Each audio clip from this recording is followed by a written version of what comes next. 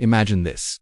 December 1st, 1948, on Somerton Beach in Adelaide, Australia, a man is found slumped against a seawall. He's dressed impeccably in a suit and tie. His shoes are polished, but he has no wallet, no identification, and all the labels have been cut from his clothing. He appears to be in his 40s, athletic, and shows no signs of violence. An autopsy finds congestion in his organs, suggesting poison, but no trace of any known substance is ever found.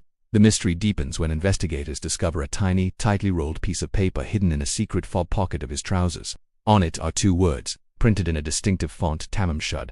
This phrase is Persian for it is ended or it is finished. It's the final phrase from a collection of poems called the Rubaiyat of Omar Khayyam. This discovery launched a nationwide search for the specific book from which this slip was torn. A few months later, a man comes forward.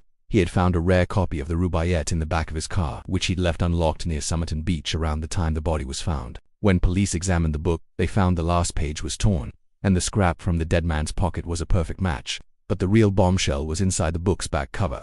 Faintly written in pencil were 5 lines of what appeared to be a code. It was a jumble of capital letters, with one line crossed out. The world's top cryptographers from military intelligence and code-breaking agencies were called in, but to this day, the code remains unbroken. What secret message did the Somerton Man take to his grave?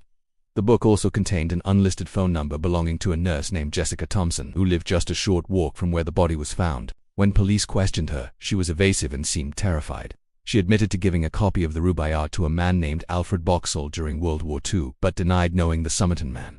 Police were relieved. They thought they'd finally identified their man as Alfred Boxall. There was just one problem. When they located Boxall, he was very much alive, and he still had the copy of the Rubaiyat that Jessica had given him, complete with the tamam shud page intact. So, who was the man on the beach, and why did Jessica Thompson react with such fear? She took that secret to her grave in 2007 for over 70 years. The identity of the Somerton Man has been one of Australia's most profound mysteries. Was he a Cold War spy, poisoned by enemy agents, a jilted lover on a final, desperate mission? The cryptic code, the untraceable poison, and the mysterious nurse all create a web of intrigue that feels straight out of a spy novel.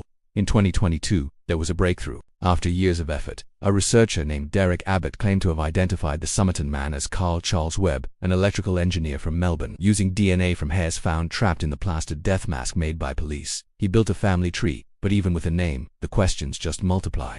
Why was Webb in Adelaide? Why was his identity concealed? And what does the code mean? The official confirmation is still pending, but it seems we are closer than ever to giving a name to the man who was, for so long, just a ghost on a beach.